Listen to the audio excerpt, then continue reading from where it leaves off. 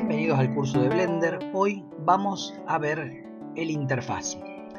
Blender es un programa que brinda muchísima información a través de sus ventanas. Es un programa muy flexible para el flujo de trabajo que necesiten.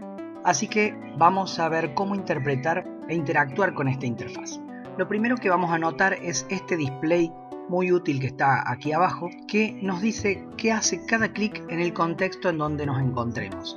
Para darnos cuenta en qué contexto está el cursor nuestro, no hace falta cliquear en cada área, sino simplemente vemos que se ilumina esto de arriba que se llama header o encabezamiento, o el encabezado. Fíjense como cuando yo cambio de ventana, se ilumina el encabezado correspondiente. Y el display de abajo me dice qué hace cada botón del mouse en ese contexto. También aplica ciertas teclas, como por ejemplo Shift. Si yo aprieto Shift, también cambia lo que hacen algunos botones del mouse. Por ejemplo, para rotar la vista, yo simplemente cliqueo el botón del mouse y puedo rotar la vista. Pero si aprieto Shift, me dice que puedo panear la vista. Y hacia la derecha vamos a encontrar información sobre las colecciones, ya veremos qué es esto más adelante, sobre los objetos, los vértices, las caras, los triángulos y los objetos que hay en nuestra escena. Básicamente es una referencia rápida para saber qué hacen los botones del mouse en cada uno de los contextos. Los primeros paneles que veo cuando abro Blender son el Viewport 3D, que es este, aquí está el icono correspondiente, el Outliner, que es ese el icono correspondiente, y la ventana de propiedades, que ese es el icono. Y el último panel es la línea de tiempo, cuyo icono es el relojito que vemos acá. Bueno, esos son los 4 paneles que vemos en un principio cuando abrimos Blender. Vamos a ver que entre medio de cada panel yo puedo posicionar mi cursor del mouse y haciendo clic y arrastrando puedo cambiarle el tamaño a las ventanas. Y desde el icono que hay en el encabezado de cada ventana puedo cambiar el tipo de editor a utilizar. Luego, posicionando el mouse a donde se unen las ventanas y haciendo clic derecho, puedo elegir dividir estas ventanas vertical o horizontalmente, posicionar la nueva ventana donde quiero y confirmando con clic izquierdo abro una nueva ventana. Y desde el icono del encabezamiento cambiar el tipo de ventana. Luego, posicionándome sobre la división, haciendo clic derecho, puedo poner Join Áreas, unir áreas o intercambiarlas, cualquiera de las dos. Y Join, por ejemplo, me permite unirlas. Confirmo y vuelvo a unir esas ventanas. Eso me da la posibilidad de configurar el interfaz de una manera muy rápida y muy simple y obtener distintas áreas de trabajo dependiendo del trabajo que voy a realizar. Cuando ya lo conocemos podemos encontrar algunos atajos. Por ejemplo, si yo voy hacia arriba, hacia la esquina superior derecha, cambia el mouse a una especie de cruz y ahí puedo tirar hacia abajo o hacia la izquierda y generar nuevas ventanas. Luego, con la misma dinámica, puedo venir a esa esquina y tirar unas ventanas sobre otras para volverlas a unir. Esa es una forma más rápida, pero por ahí cuesta un poquito encontrar el lugar en donde se realiza la acción. Igual puedo hacer clic derecho acá y configurar las ventanas como más me sirva.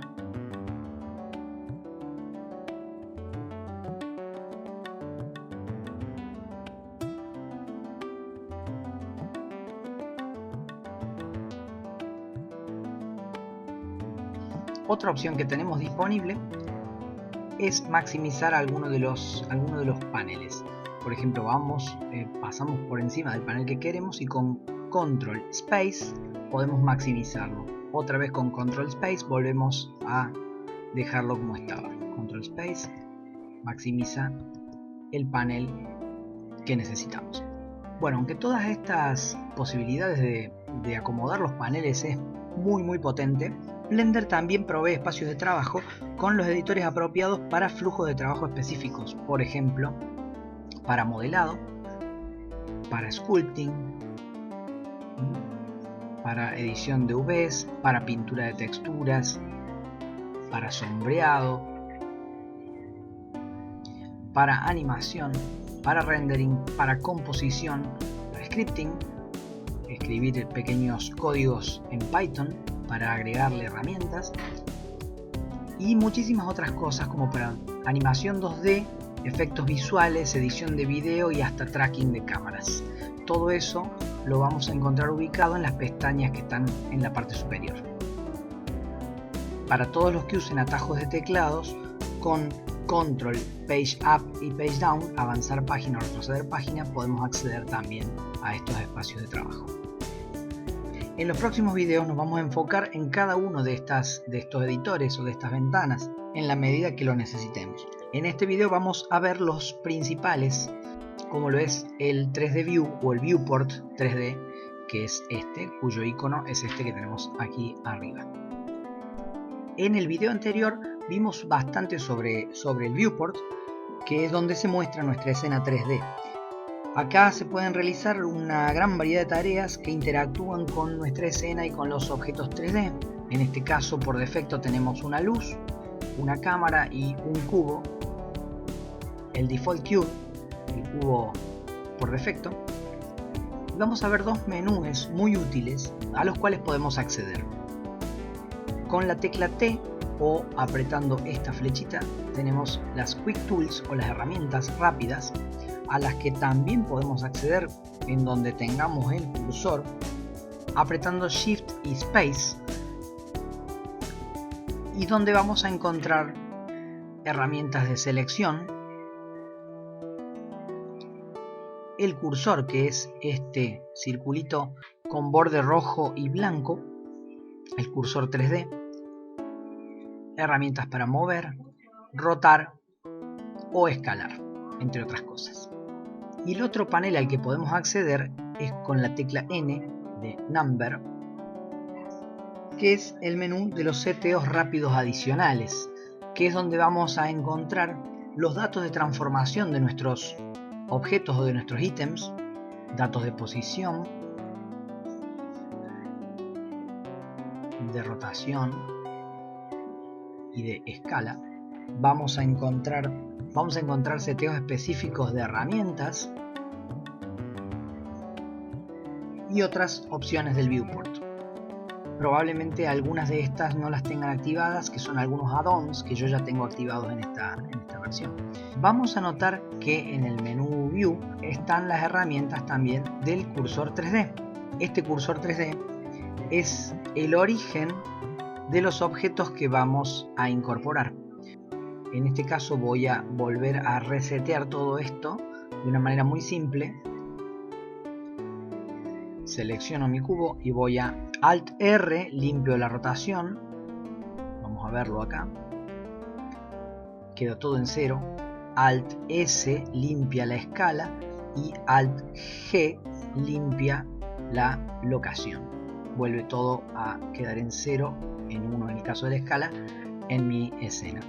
Por otro lado, si quiero centrar el cursor otra vez en el punto 0, que es donde se intersecan los ejes X, Y y el Z, que es el vertical, voy a hacer Shift C, con lo cual centro mi vista en las cosas que tengo y el cursor vuelve al 0.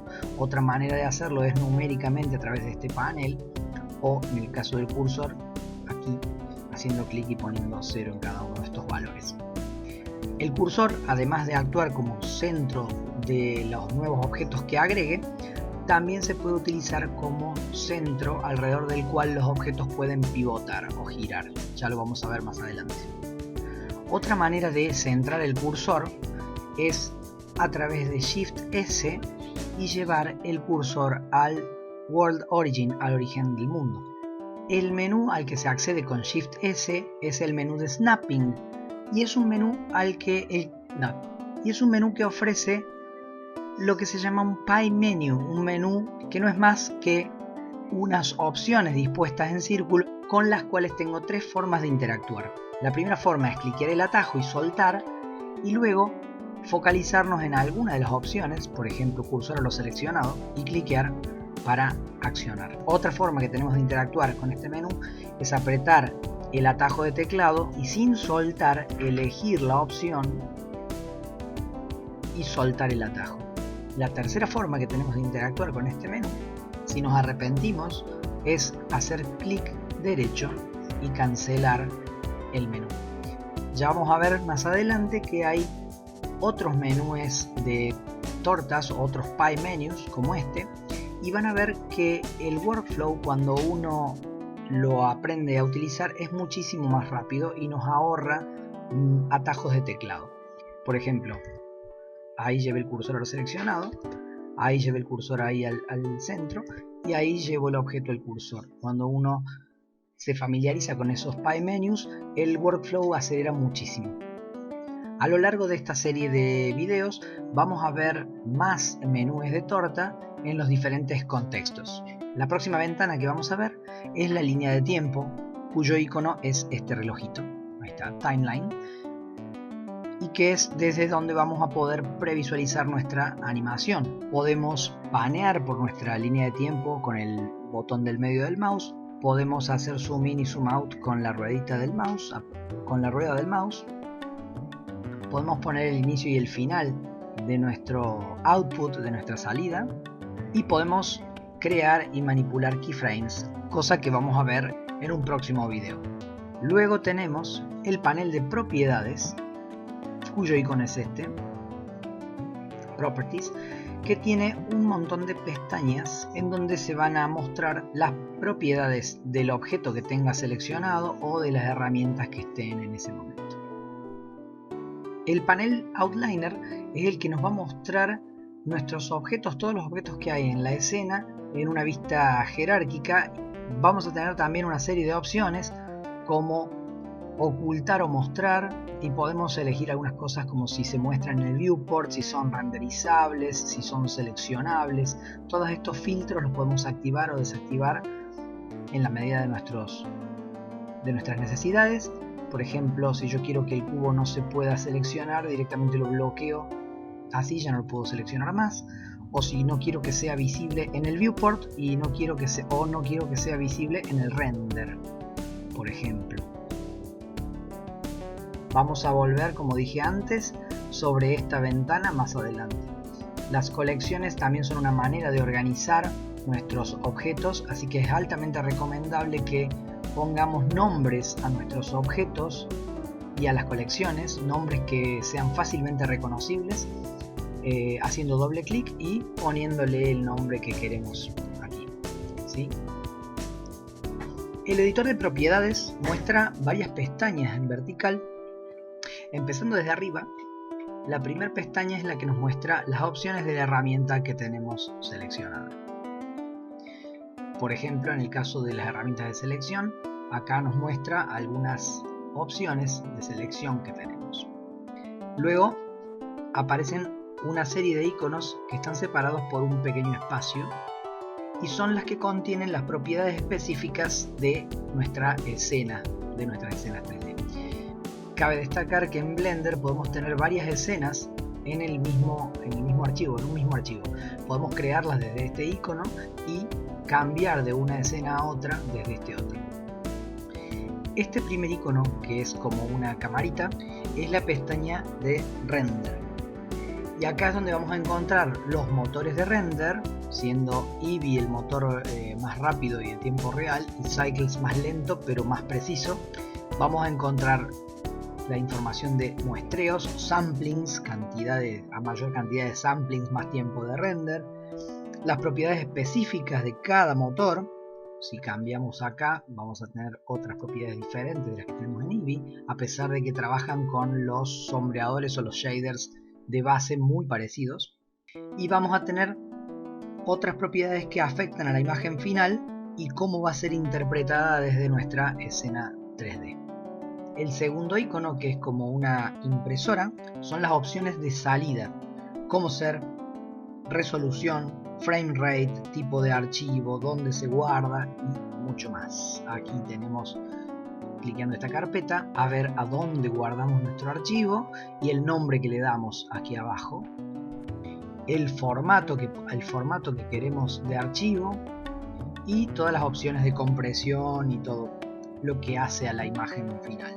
Luego tenemos este icono que parece como una pila de fotos, lo que antes se solía llamar render layers o las capas de render. Normalmente las capas de render se utilizan para separar personajes de fondos y después tener mayor facilidad a la hora de componer el video final. Si vemos acá, el único view layer que hay disponible es el que usamos para render, el actual, el que está seleccionado, y se focaliza más en los pasos de render. Bien, desde aquí arriba podemos crear nuevos view layers y desde aquí cambiar para ver los seteos de cada uno de esos view layers. Eso lo vamos a retomar en otros videos más adelante. En la pestaña siguiente, que es la de las propiedades de la escena, tenemos algunas otras opciones, como por ejemplo la cámara activa, las unidades y las propiedades físicas para algunas simulaciones dinámicas. La última pestaña de esta sección, que se llama World o Mundo, es la que va a tener las opciones para nuestro fondo, nuestro background y todo lo que tiene que ver con el fondo y la atmósfera de nuestra escena. Por ejemplo, vamos a tener el color del background, o si vamos a usar una imagen para nuestro fondo. En la pestaña, en el apartado volumen, podemos elegir algunos efectos volumétricos para tener, por ejemplo, niebla en nuestra escena.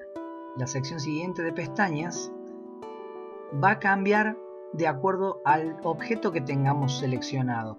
En este caso vamos a empezar con un objeto como el cubo. La primera pestaña es la pestaña de las propiedades de objeto, donde se van a encontrar los valores de locación, rotación, escala, las relaciones jerárquicas con otros objetos, a qué colecciones pertenece y opciones de visibilidad y algunas otras cosas relativas a el objeto. La próxima pestaña que tenemos es la de los modificadores. Los modificadores son una herramienta poderosísima para lo que se llama el modelado no destructivo. ¿Qué quiere decir esto? Que nuestro objeto de base va a permanecer igual a medida que lo modificamos con distintos modificadores predefinidos, como por ejemplo podría ser Subdivision Surface, subdivisión de superficies.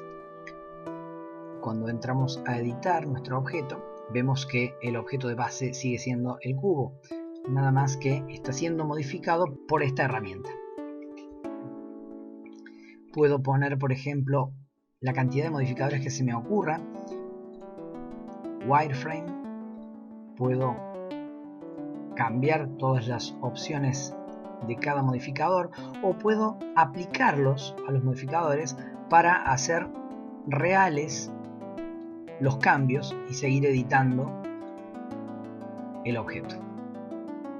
La pestaña siguiente son las propiedades de sistemas de partículas, desde donde podemos agregar sistemas de partículas a nuestro objeto y cambiar sus propiedades. La pestaña que sigue son las propiedades físicas y es desde donde podemos darles a nuestros objetos propiedades para simulaciones físicas, tales como campos de fuerza, como ser gravedad, viento, etc., colisiones, simulación de telas, pintura dinámica, cuerpos blandos, fluidos, cuerpos rígidos o restricciones de cuerpos rígidos. La pestaña que sigue, que parecen como dos objetos interrelacionados, es muy similar a la pestaña de los modificadores, solo que tiene más que ver con las relaciones entre los objetos que con las modificaciones al objeto en sí mismo, y es la pestaña de restricciones o constraints, que tiene que ver con esto que les decía de relacionar objetos a través de estas pequeñas restricciones. Por ejemplo, vamos a poner opciones de seguimiento. Por ejemplo, puede un objeto seguir a otro, puedo fijar un objeto a otro, puedo copiar la locación, copiar la rotación, copiar la escala en distintos porcentajes, puede hacer que un objeto se alargue hacia otro también.